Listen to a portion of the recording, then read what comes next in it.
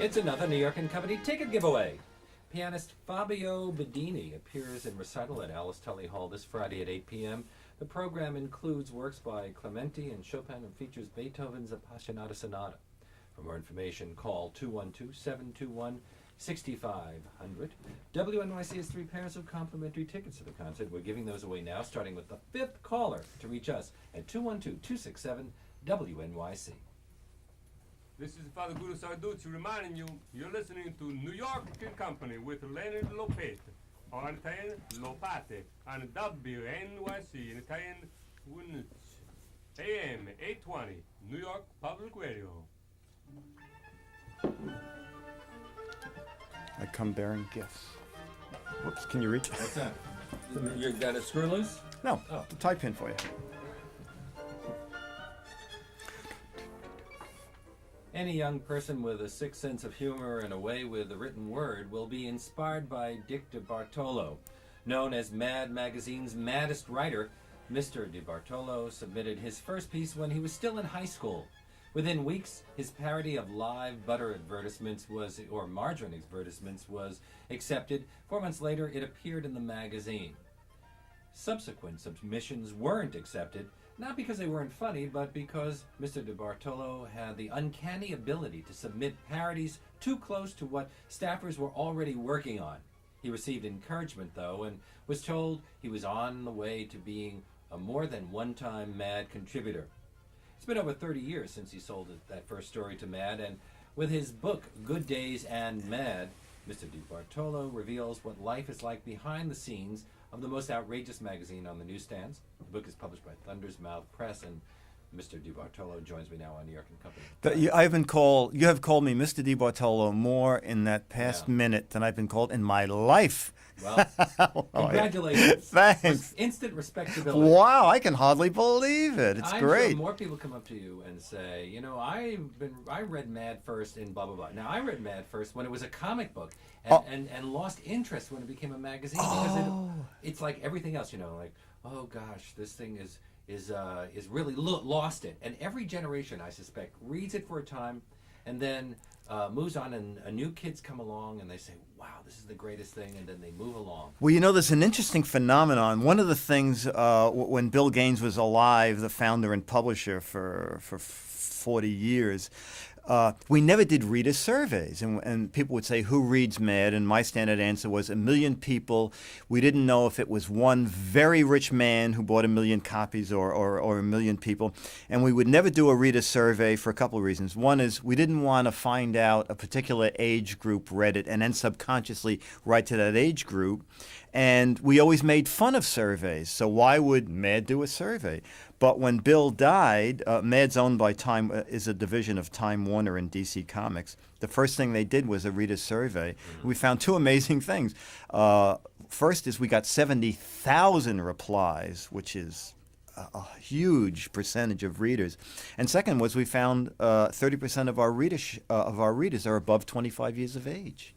Well, to some degree, that's understandable because these are not written for kids. No. If anything, they're PG-13 on the whole. I don't mean that there's anything sexual about them, but they demand a certain amount of sophistication to understand the humor. Absolutely, because Mad is like a mirror of society. So we only satirize the hit movies, which are, these days, all R-rated. We satirize the hit TV shows, which are very adult these days. So consequently, Mad is pretty adult. But there has to be a real problem in keeping a magazine like this fresh. We see what happened to Saturday Night Live over the years, and in time they become so formulaic, they lose all the juice. Well, part of the thing is we're always looking for new writers. They buy a lot of stuff through the mail. As you mentioned earlier, I sold my piece through the mail. By the way, it was very funny because when you submit anything to Mad or any magazine, you have to send a big self-addressed stamped envelope because if it's rejected and you didn't send it, they'll just throw it away. So when my envelope came back, it was my own big envelope, and I thought I had been rejected. And my envelope was stuffed with cardboard, and scribbled on the cardboard it said, "Ha ha, thought you got rejected. Stapled to this cardboard is a check." So if I had thrown that away today, I would be running that camera because I would always be in show business. But You feel you would have been in show business one way or another, but you wouldn't have worked for Mad. I wouldn't have And do you worked for feel that Mad. that was the right thing? You had other options, I'm sure. You could have moved on. In fact, you had jobs before you really went to work. Well, actually, I was only 15 when I sold my first piece to Mad, and shortly thereafter, when I realized Mad was not going to be buying stuff, even if they bought something every issue, they only came out 8 times a year, so you could not live on that income. And what was that first piece? It was an Imperial Margarine. Yes, the Imperial Margin with the crown. Remember, right? And the premise was why is everybody they stopped so normal and so articulate? So it was outtakes that we should have seen, and that's what I sold them.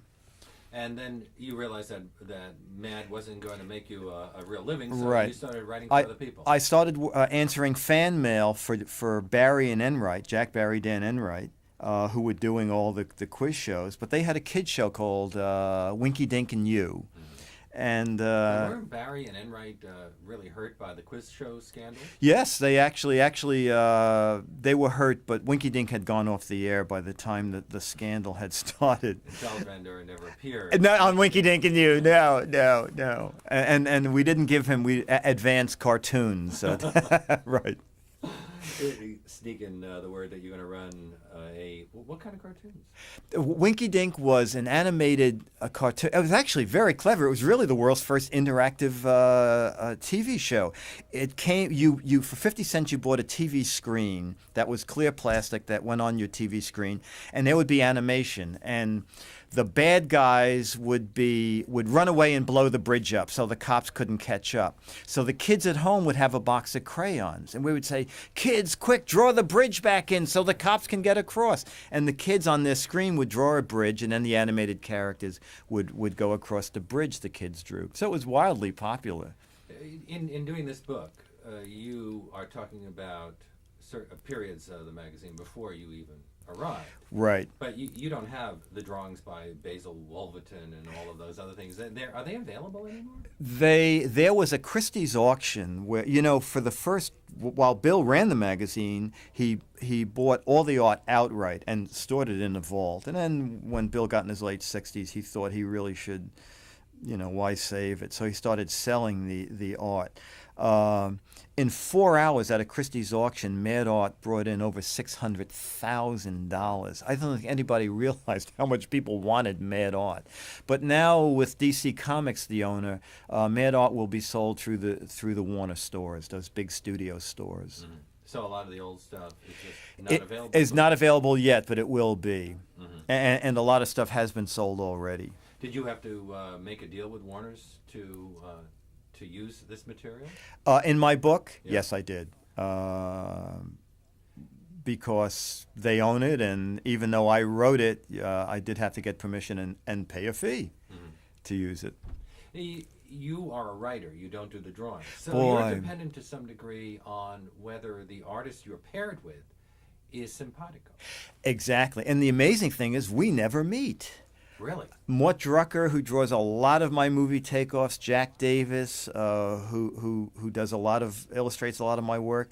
Basically, you write a Mad script like a movie script. It says in the opening panel, we see this and this happening. Arnold Schwarzenegger is having lunch with a monkey. Whatever bizarre things you can think of, you put in the art notes. But then those guys add tons of stuff of their own. Jack Davis was there from the start, wasn't Jack Davis and Drucker was very early on. Al Jaffe has been there from the beginning. Joe Orlando now. Joe Orlando was one of the original EC artists. He used to do all of the other kind of the science fiction books and those bloody, gory things that brought the wrath of America's the comics code. Moralists on the comic book industry. You're absolutely right. EC was responsible for that. That's right. And now Joe Orlando is back as a supervisor. But he doesn't draw anymore. He draws. No, he doesn't draw for the magazine. But like when we're kicking around cover ideas, he'll just he'll do a quick sketch and say, this is what it should look like. Great. And his sister also was an artist, wasn't she? Marie Orlando, or was that his wife? Well, there was a Gloria Orlando, Gloria, right, yeah, and she worked at Mad, but I don't think she drew. Oh. Yeah, but Well, Joe I'm is back. digging into the deep research Right, of boy, it. you really were a Mad fan, or do incredible research, one or the other, or both. My guest is Dick DeBartolo. and he's written a memoir called Good Days and Mad. It's published by Thunder's Mouth Press, and it bills itself as fat-free and a hysterical tour behind. It was historical originally, right? But Right, you changed it to to hysterical. tour behind the scenes at Mad magazine, and it's impossible to do this kind of book without having Alfred E. Newman on the cover. Absolutely. Now, he wasn't there at the very beginning, but he came in very early and has become associated with the magazine in most people's minds. Absolutely. He's the mascot, the most asked question. I answered it in the book, but just for your listeners, he comes from a painless dentist ad from the 1890s. The ad said, "What me worry, I go to painless Romaine, the dentist," and he had a missing tooth. So Alfred has been around for 104 years. A lot of plastic surgery. By the way, my book is the world's first decaffeinated coffee table book. So I just... So it won't keep you up at night. it won't keep you up at night. Hopefully it'll keep you up while you read it, but Yeah, after we don't that... want people snoozing off while reading this thing. So there you are. Let's go back to your Sure. career. There you are, working on Winky or Twinkie or whatever, and writing for the Match Game and other quiz shows. Right. And then there was the scandal, so you had to get a job? Is that Actually, I went from Barry Enright, which was producing 21 in those shows, and I went over to Mark Goodson Productions, and as Mark once said, they never entertained fixing shows because the top prize on all their shows was always $50.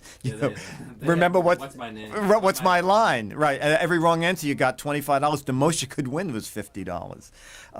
Anyway, Dorothy Kilgallen would have gotten the money, and she didn't need it. That's right. And they were doing a show called The Match Game, and it was sort of a serious program. Name a president whose picture is on money, name a red flower.